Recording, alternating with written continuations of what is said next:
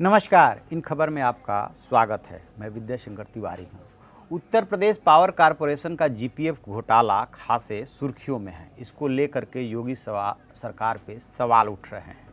हालांकि सूबे के सीएम योगी आदित्यनाथ ने इस पूरे मसले की जांच सीबीआई से करने की सिफारिश कर दी है, लेकिन अखिलेश यादव यानी कि सपा के जो प्रमुख हैं, चूंकि उन पे आतंकवादी कनेक्शन होने का आरोप लग रहे हैं, इसलिए उन्होंने इस मसले को लेकर के करारा हमला बोला है। उन्होंने जो पावर मिनिस्टर है श्रीकांत शर्मा, उनसे पूछा है कि शर्मा जी ये रिश्ता क्या कहलाता है।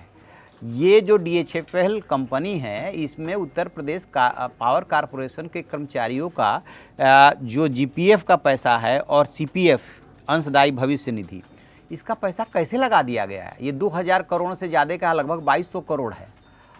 और एक बात जो निकल करके आ रही है, जो कि अखिलेश यादव ने आरोप लगाया है कि इसी कंपनी ने बीजेपी को 20 करोड़ का चंदा दिया।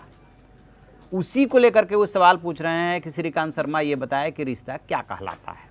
खैर, ये तो मसला रहा जो अखिलेश यादव बीजेपी से अपना हिसाब चुकता कर रहे हैं, क्योंकि सीआरपीएफ कैंप पे हमले वाले मामले में बीजेपी उन पे धावा बोल रही है, उनको घेर रही है अखिलेश यादव से कि उनका आतंकवादियों से कनेक्शन है। लिहाजा उन्होंने इस मामले में घेर लिया कि ये जो डीएचएफएल ने धोखाधड़ी की है उससे आपने चंदा लिया। एक बात, दूसरी बात ये भी डीएचएफएल पे आरोप लग रहा है कि इस कंपनी से 2000 करोड़ 2100 कुछ करोड़ का जो है पैसा जो है इकबाल मिर्ची के खाते में ट्रांसफ़र हुआ है। यानी कि जो इकबाल मिर्ची की कंपनी है उसको दिया गया पैसा लोन, और वो इकबाल मिर्ची की कंपनी में जो है ट्रांसफ़र हुआ है, ये आरोप लगा रहा है।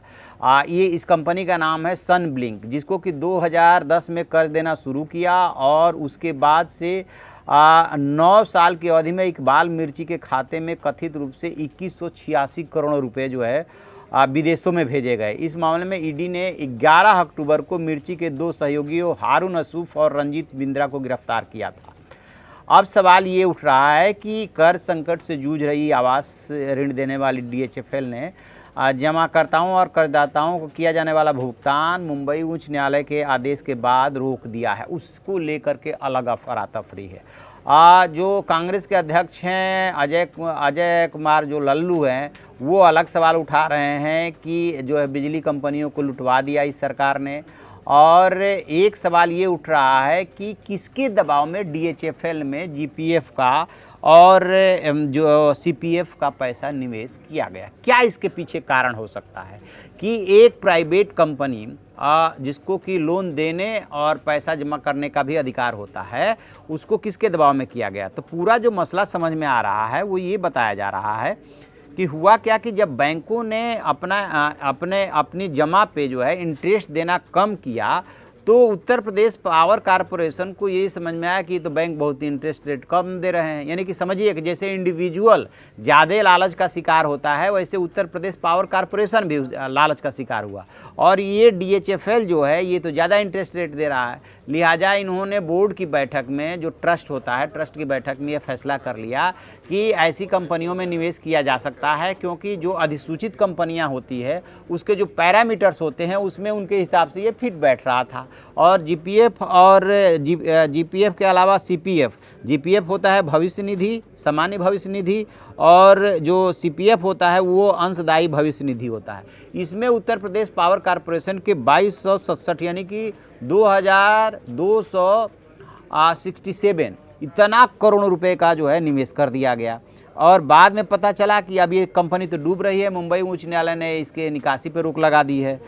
तो तत्काल आनन फान में श्रीकांत शर्मा ने चिट्ठी लिखी मुख्यमंत्री को, और मुख्यमंत्री ने जो है सीबीआई से जांच का आदेश दे दिया। सीबीआई जांच के आदेश के बाद अभी फ़िलहाल जब तक सीबीआई इसको टेक ओवर नहीं करती है, ईओडब्ल्यू इस मामले की जांच कर रहा है।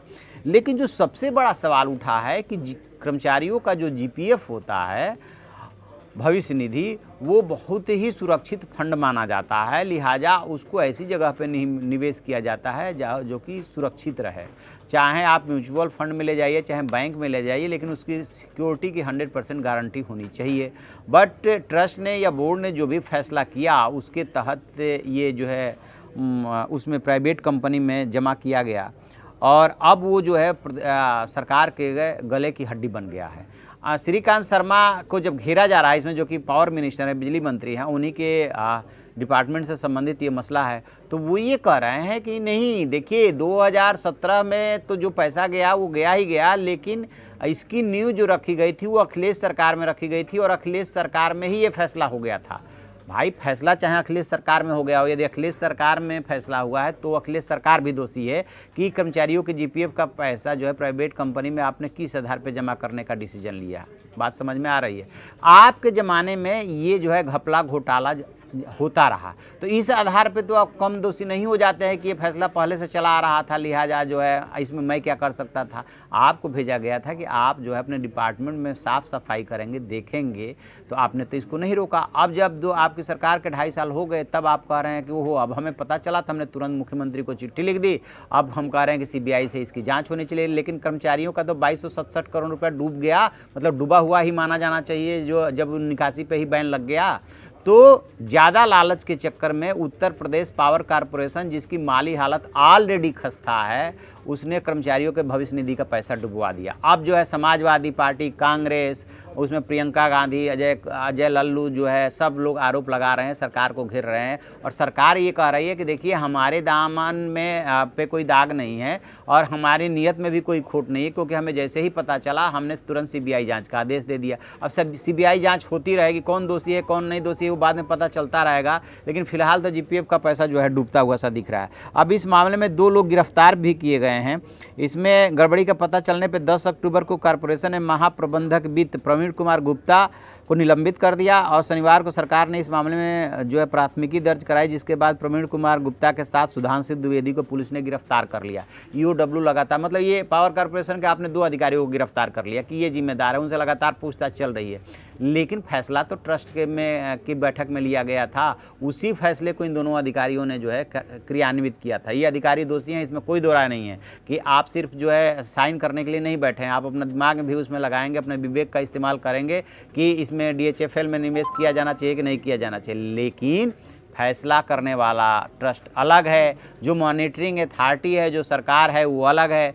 तो इससे कोई भी अधिकारी जो भी संबंधित हैं और सरकार अपना पीछा नहीं छुड़ा सकती, अपना पल्ला नहीं झाड़ सकती।